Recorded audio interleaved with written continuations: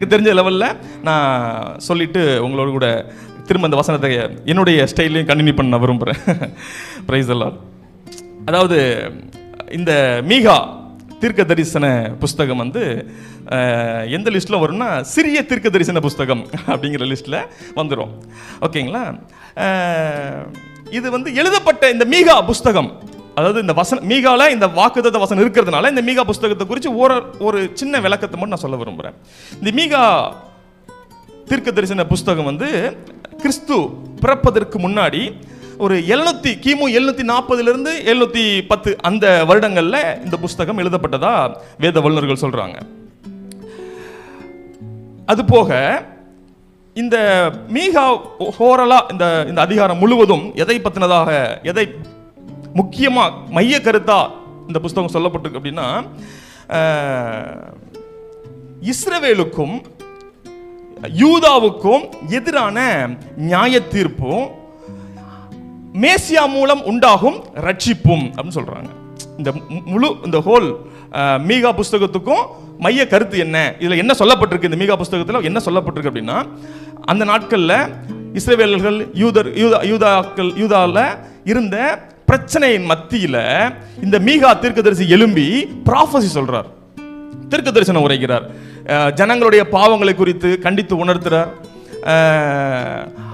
உணர்த்திட்டு அதுக்கான ஜட்ஜ்மெண்ட் என்ன வரப்போகுது, உங்களுக்கு நீங்க இப்படி இருந்துட்டு இருக்கீங்க, ஸோ அதுக்காக உங்களுக்கு இந்த மாதிரியான பனிஷ்மெண்ட்ஸ் வரும் அப்படிங்கிறத பேசுறார். அதுமோட நிப்பாட்டாம மேசியாவை பத்தின தீர்க்க தரிசனமும் இந்த புஸ்தகத்தில் அதிகமா இருக்குது. அதாவது இயேசு கிறிஸ்துவோடைய தீர்க்க தரிசனமும் இந்த புஸ்தகத்தில் என்ன பண்ணுது இருக்கிறது.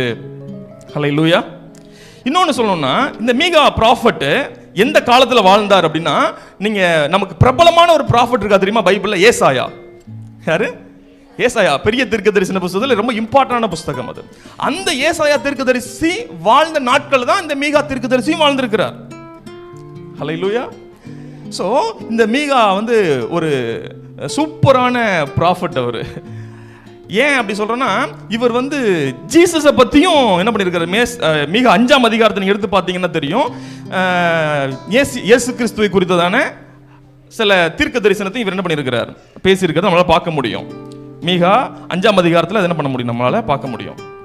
ஓகே, இது வந்து ஓரலா மீகா புஸ்தகத்தை பற்றினதான ஒரு சின்ன விளக்கம், அவ்வளவுதான். கவனிக்கிறீங்களா? ஓகே, இப்போ என்ன பண்றோம்னா, மீகா 2ஆம் அதிகாரத்தில் தான் நாம வாசிச்ச இந்த வாக்குத்தத்த வசனம் இருக்கு, அப்படிதானா? 2ஆம் அதிகாரத்தில் இருக்கு. அந்த 2ஆம் அதிகாரத்தையே 3ஆ பிரிக்கிறார்கள், 3 பகுதிகளாக அதை பிரிக்கிறாங்க. எப்படி அப்படின்னா, 2ஆம் அதிகாரம் 1 to 5 வசனம் வரைக்கும் கவனிங்களேன். 1ஆம் வசனத்திலிருந்து 5வது வசனம் வரைக்கும் அதை எப்படி, அதுக்கு ஒரு தலைப்பு கொடுக்குறாங்க. என்ன அப்படின்னா, அக்கிரமத்தை யோசிக்கிறவர்களுக்கு ஐயோ அப்படின்னு.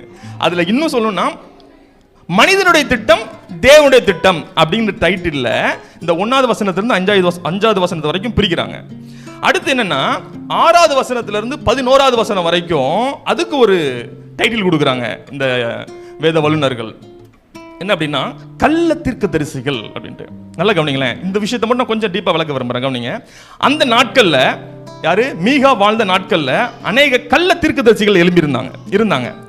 அவங்க என்ன பண்ணாங்க அப்படின்னா, இந்த மீகாவை, அதாவது இந்த மீகா தீர்க்கதரிசிய பார்த்து, நீ வந்து இப்படிலாம் நீ ப்ராஃபட் சொல்லக்கூடாது, தீர்க்க தரிசனம் சொல்லக்கூடாது அப்படின்னு இந்த கள்ள தீர்க்கதரிசிகள் இந்த மீகா தீர்க்கதரிசியை எச்சரித்தாங்க, கண்டித்தார்கள்.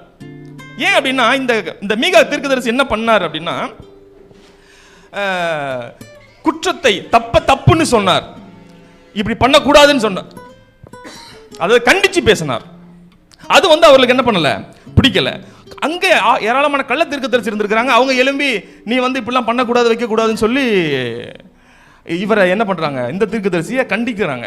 அதெல்லாமே நீங்க 6 to 11வது வசனம் வரைக்கும் நீங்க வாசிச்சு பார்த்தா, 2வது அதிகாரம் 6 to 11வது வசனம் வரைக்கும் நீங்க பார்த்தா தெரியும்.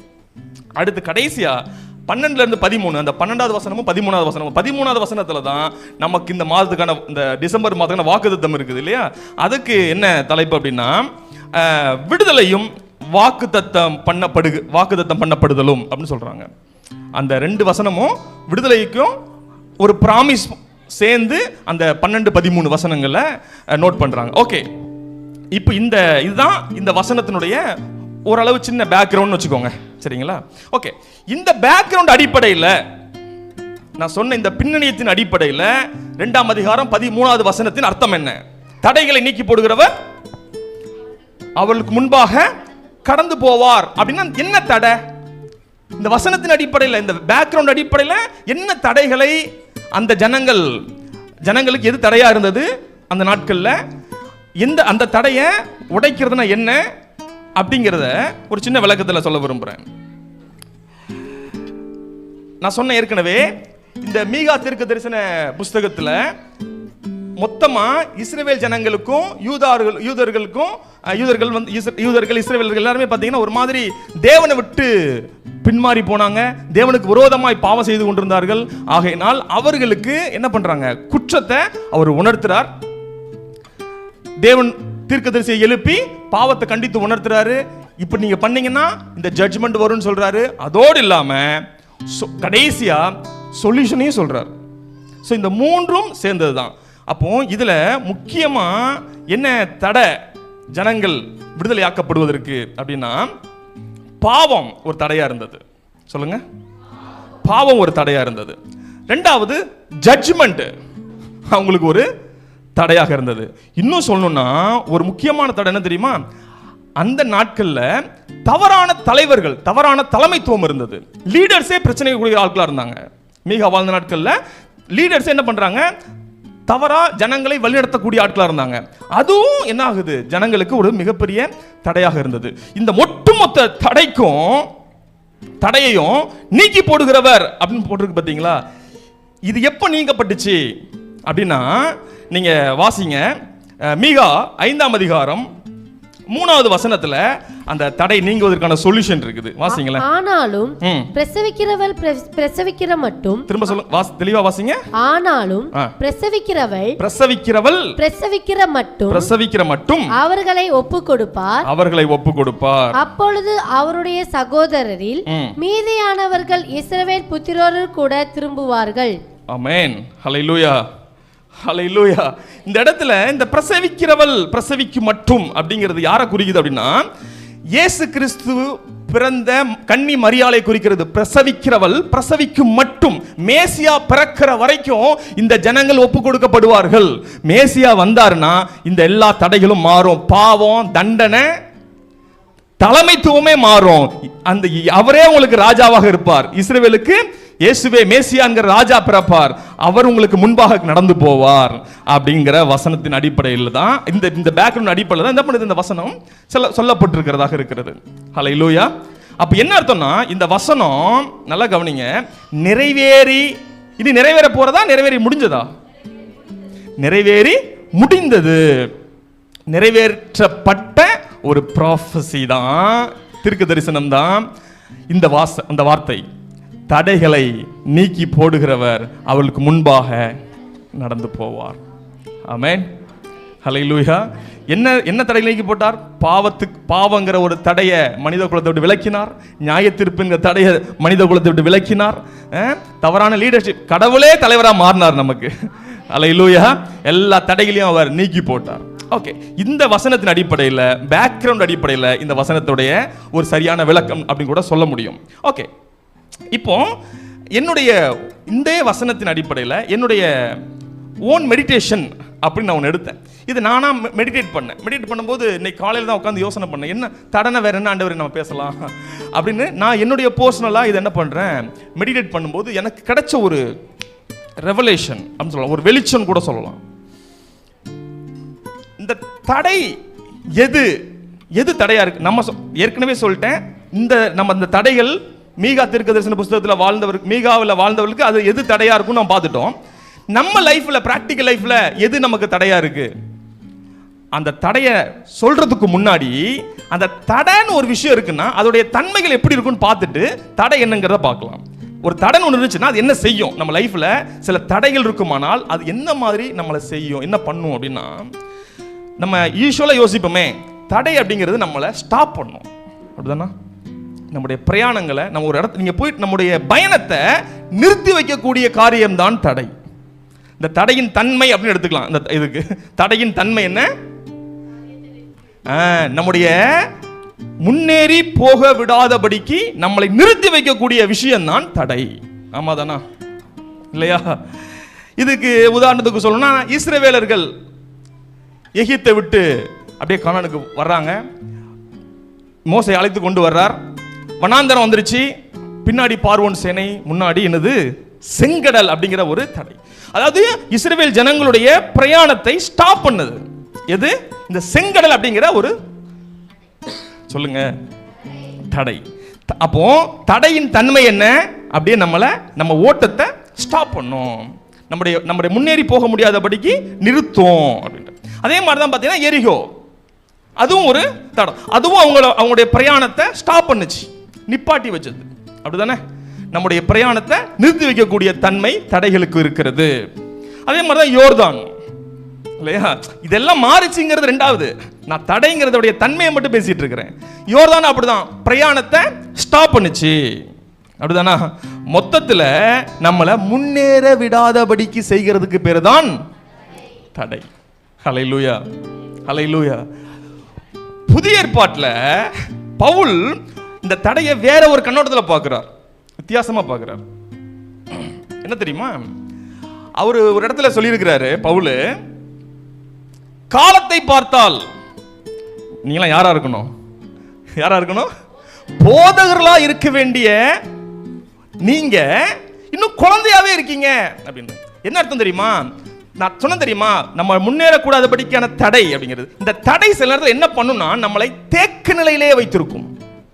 அதாவது ஒரு ஆறு ஓடிட்டு இருக்குன்னா அது ஓடும், அதுக்கு ஒரு தடையை போட்டோம்னா அந்த தண்ணி அப்படி தேங்கி நிற்கும் பாருங்க. நிறைய நேரங்களில் தேக்க நிலை அப்படிங்கிறதும் தடையின் தன்மையாக இருக்கிறது. ஹலோ, தேக்க நிலையும் தடையின் தன்மையாகத்தான் இருக்கிறது. அப்படிதானா? சோ பவுல் என்ன சொல்றாரு? காலத்தை பார்த்தால் போதகர்களா இருக்க வேண்டிய நீங்க இன்னும் யாரா இருக்கீங்க? இந்த மாதிரி இன்னும் யார மாதிரி இருக்கீங்க? இந்த குட்டிஸ் வராங்க பத்தியில இவங்கள மாதிரியே இருக்கீங்களே. நீங்களா நல்லா பிரியாணி சாப்பிடணும்னு நினைச்சா, பிரியாணி கொடுக்கணும்னு நினைச்சா நீங்க இன்னும் பாலையே உண்ணத்தக்கவளா இருக்கிறீர்களே. அப்ப என்ன மேட்டர் சொல்றாருன்னா, நீங்க இன்னும் முன்னேறாதபடிக்கே இருக்கிறீங்க. சம் தடை, ஏதோ தடையா இருக்குது, தேக்க நிலையில இருக்கிறீர்கள். இது உங்க ஆவிக்குரிய வாழ்க்கைக்கும் பொருந்தும். ஹலோ, ஆமென். சோ தடையின் தன்மைகளை பார்த்துட்டோம். இப்போ என்ன பொறுத்தவரை இந்த தடைங்கிறது எது? தடையின் தன்மையை பார்த்தாச்சு. இதெல்லாம் இப்படிதான் தடை வந்து இதெல்லாம் செய்யும்னு பார்த்துட்டோம். ஓகே, எது தடை அப்படின்னு பார்க்கும்போது எனக்கு உள்ள கிடைச்ச ஒரு புதிய வெளிச்சம் என்னவா இருந்தது அப்படின்னா, கவனிங்க, கவனமா கவனிங்க. ரொம்ப ஆச்சரியமா இருந்தது. ஓ, இது தடை தானா ஆண்டவரே அப்படின்ட்டு. ஆண்டவர் எனக்கு சொன்ன ஒரு விஷயம் என்னன்னா, அறியாமை. சொல்லுங்க, அறியாமை என்கிறது மிகப்பெரிய தடையாக நம் வாழ்க்கையில் இருக்கிறது. நிறைய டைம் இல்லாம அப்படிங்கிறது பிரச்சனையே இல்ல, அறியாமை அப்படிங்கிறது அப்ப பிரச்சனையாவே இருக்குது. அறியாமை என்கிற தடையினால் தான் அநேக நேரங்கள் முன்னேறி செல்ல முடியாமலும் தேக்க நிலையிலுமே இருந்து கொண்டிருக்கிறோம். என்ன இப்படி சொல்றீங்க? நிறைய நாங்கள் அறிஞ்சு வச்சிருக்கிறோமே அப்படிங்க சொல்லலாம். இல்ல, இன்னும் அறிய வேண்டிய பிரகாரமாய் அறிய வேண்டிய காரியங்கள் இருக்கிறது.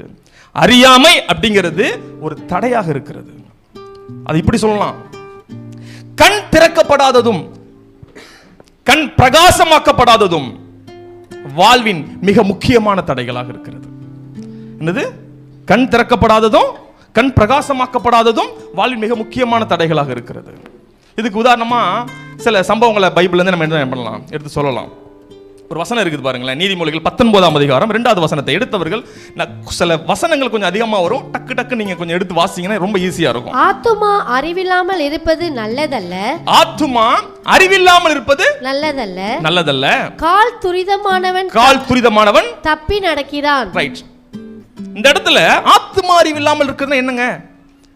ஆத்மாவில் நாலேஜ் இல்லாமல் இருக்கிறது என்ன அப்படின்னா, இதுக்கு சரியான பொருள் என்ன அப்படின்னா,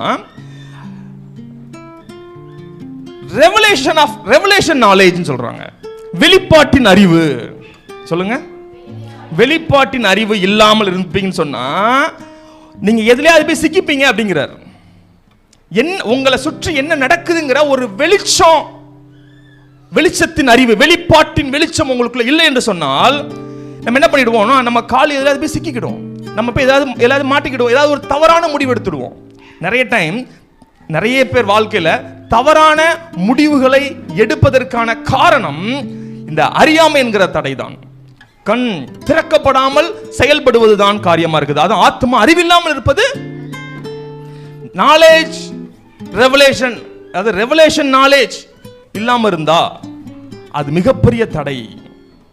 இன்னும் சொல்லணும்னா ஓசியா 4ஆம் அதிகாரம் 6வது வசனத்துல வார்த்தை இருக்குது. நான் வாசிக்கிறேன், கவனிங்க, நான் சொல்றேன் கவனிங்க. என் ஜனங்கள் எது இல்லாமல் சங்காரமாகிறார்கள்? இதுவும் அந்த ரெவலேஷன் நாலேஜ் இல்லாதனால தான். என் ஜனங்கள் அறிவில்லாமையினால் தான் சங்காரம். அப்ப என்ன, இந்த தடை அப்படிங்கிறது அறியாமை அப்படிங்கிறது நான் சொல்ல வர்றேன்.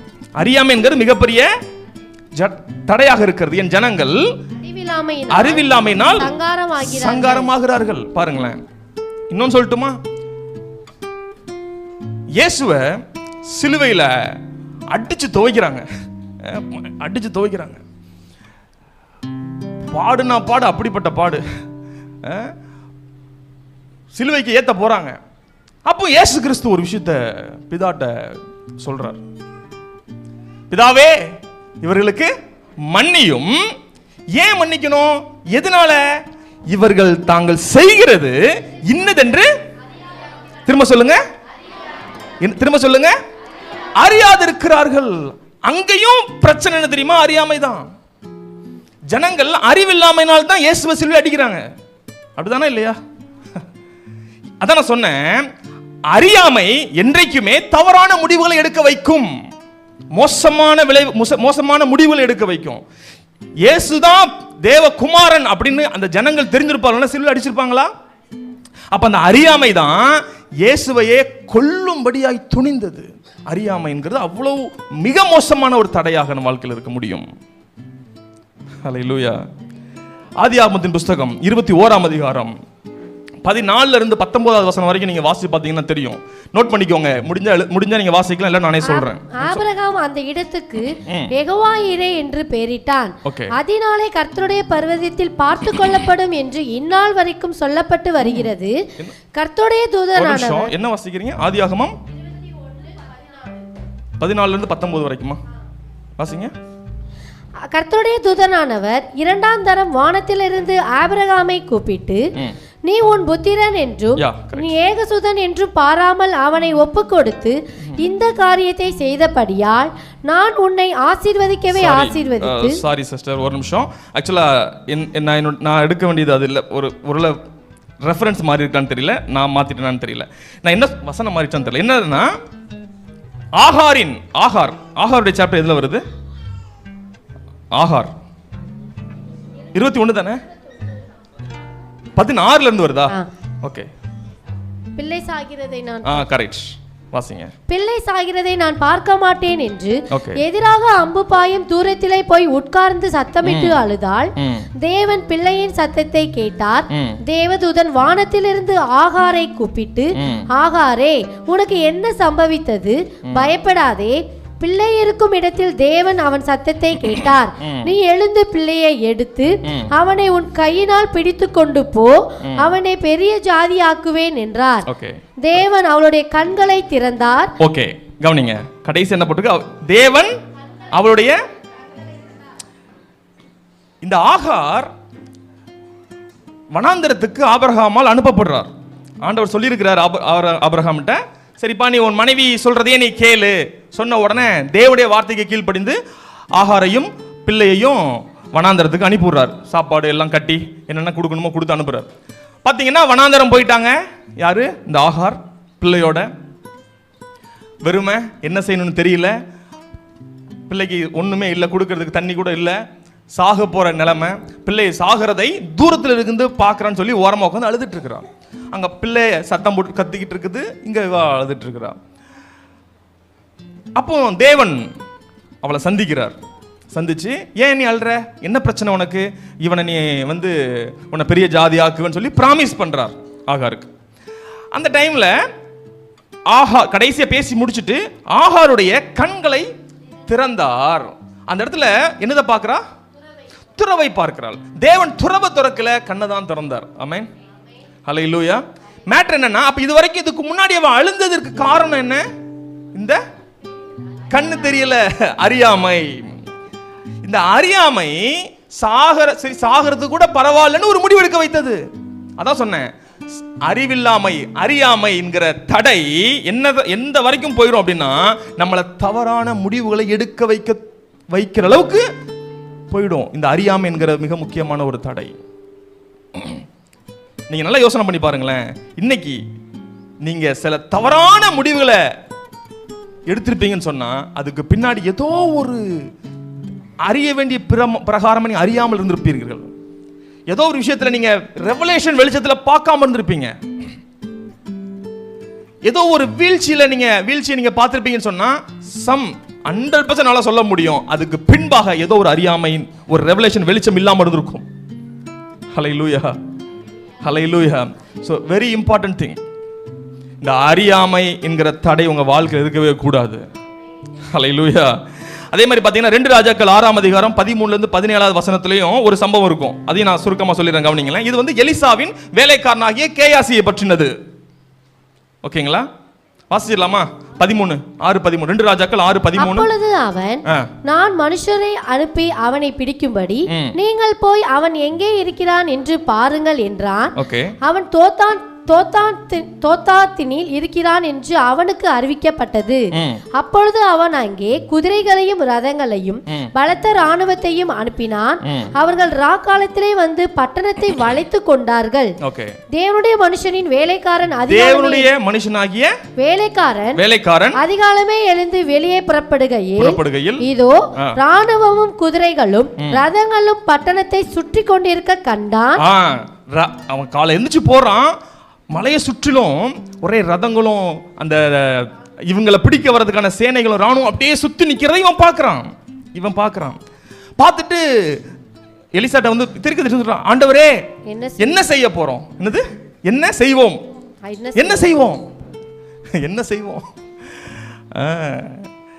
நிறைய டைம்ல இந்த கொஸ்டின் நமக்கு வரும், என்ன செய்வோம்? சூழ்நிலை அப்படி இருக்குது, என்ன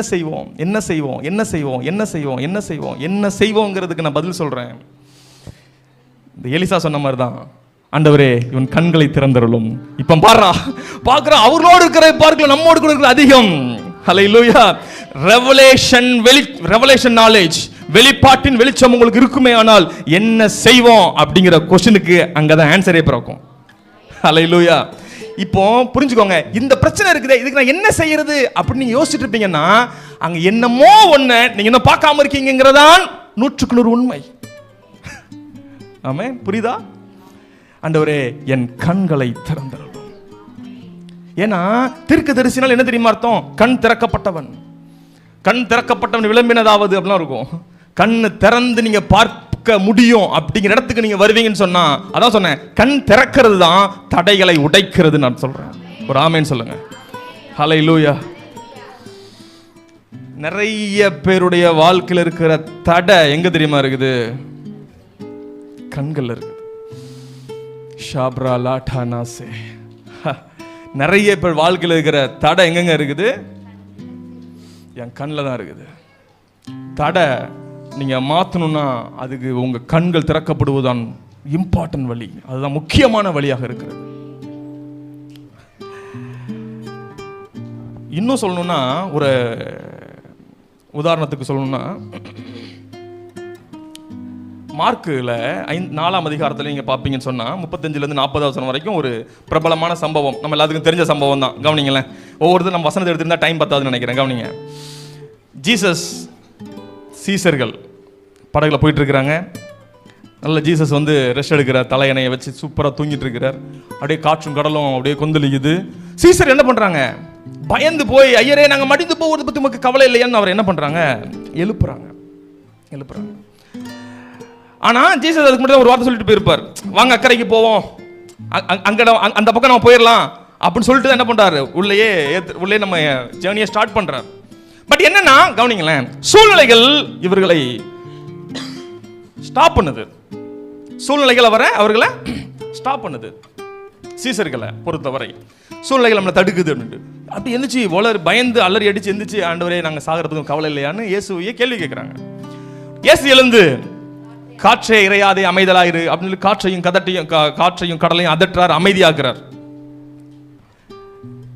என்ன நடக்குதுன்னா, இந்த சீசர்களுக்குமே இவரால மட்டும் இல்ல, என்னாலையும் இந்த காற்றையும் கடலையும் அடக்கி அமர்த்த முடியும் என்கிறதான அறிவில்லாமைதான் அவர்கள் கூச்சலிட்டதற்கான காரணமாக இருக்கிறது. இயேசு காற்றையும் கடலையும் அமைதியாரு அப்படின்னு சொல்லிட்டு டக்குன்னு சீசர்களை பார்த்து, ஹே அற்ப விசுவாசி, ஏன்டா பயப்படுற அப்படின்னு இவர்ல கடிந்து கொள்றார். காற்றையும் கடலையும் அதற்றாரு, சீசர்ல கடிந்து கொள்றார். ஏன் கடிந்து கொள்ளணும் அப்படின்னா, என் கூட இவ்வளவு இருக்கீங்க, இந்த காற்றும் கடல், ஏன் நான் கடல் மேல் நடந்ததெல்லாம் பார்த்துருப்பீங்க, ஒருவேளை இது எனக்கு கீழ்ப்படின்னு உங்களுக்கு தெரியாதா? ஏன் எனக்கு மட்டும் இல்லடா உங்களுக்கும் கீழ்ப்படியும் அப்படிங்கிற நாலேஜ் இல்லாதனால தான் சூழ்நிலைகள் நமக்கு பெரிதாக தெரிகிறது. ஹலோ, சூழ்நிலைகள் பெருசா தெரியறதுக்கு காரணம் இந்த அறியாமை என்கிற தடை, இந்த ரெவலேஷன் நாலேஜ் இல்லாததுதான் பிரச்சனை. அது என்ன ஆகும்? உங்க விசுவாசம் இல்லாதனால தான் அந்த அறியாமைங்கிறதே ஒரு அவிசுவாசம் தானே. அப்போ நான் சொன்னேன், அறியாமை என்ன பண்ணும்? ஃபர்ஸ்ட் அறியாமை தவறான முடிவுகளை எடுக்க வைக்கும். ரெண்டாவது என்ன சொன்னேன்? அறியாமை என்ன பண்ணும்னு சொன்னேன்? என்ன செய்யறோம், என்ன செய்யலாம் அப்படின்னு கேயாசி கேட்டது, என்ன செய்வோம் அப்படிங்கிற கேள்வியை நம்ம எழுப்ப மாட்டோம் சூழ்நிலைகள் மோசமா வரும் பொழுது. அப்படி அறியாம இருக்க போய் தான் என்ன செய்யலாங்கிற கொஸ்டின் நமக்கு வருது.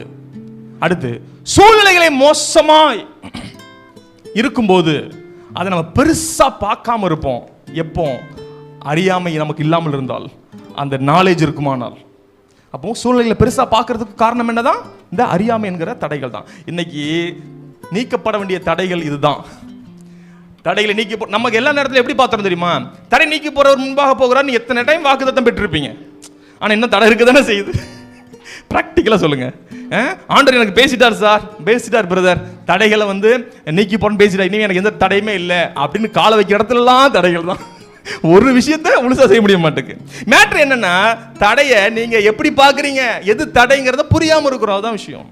ஒவ்வொரு வாக்குத்தத்தங்களையும் நம்ம எப்படி எடுத்து மெடிடேட் பண்ணி அதுக்குள்ள இருக்கிற சாராம்சம் என்னங்கிறத புரியுவது நமக்கு அவசியமா இருக்கிறது. அதனால தான் பாருங்களேன், சங்கீதக்காரன் வசனத்தை வாசிக்கும் போது, இந்த வேதத்தில் உள்ள அதிசயங்களை பார்க்கும்படிக்கு என் கண்களை திறந்தருளும். ஒவ்வொரு வார்த்தைகளுக்கும் அது வெளிச்சம். அந்த வெளிச்சத்தை பார்க்கறதுக்கு நீங்க இருட்டில இருந்து பார்க்க முடியாது. பாருங்க, கண்களுக்கே ஒரு லைட் தேவை.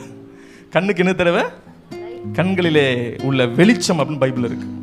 கண் வெளிச்சமா இருந்தால், ஸோ கண்ணில் ஒரு ரெவலேஷன் நாலேஜ் நமக்கு தேவை. பாருங்க,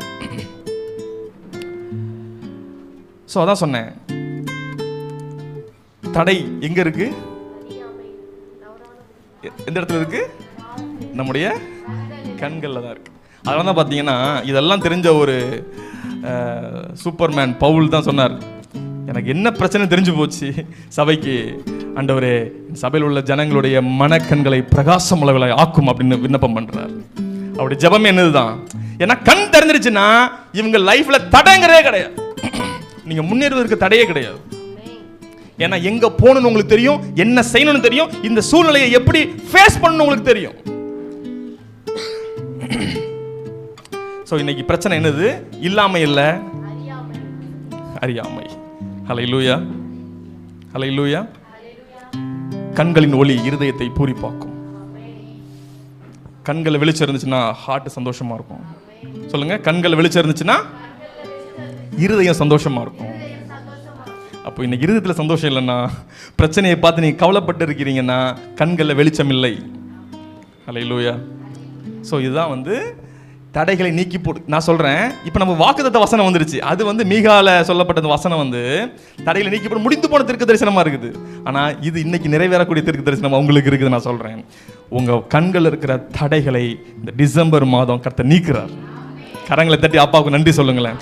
நீங்க இனி அறியாமல் வர மாட்டீங்க. உங்க கண்களுக்கு கர்த்தர் புதிய வெளிச்சங்களை கொடுப்பார். ரெவலேஷன் நாலேஜ் உண்டாகும். உங்க வாழ்க்கைக்கு சகல தடைகளும் மாறும். கண்களை கர்த்தர் திறப்பாராக. கண்கள் இருக்கிற இருள் மறைவதாக, வெளிச்சம் உண்டாவதாக. ஆமென்.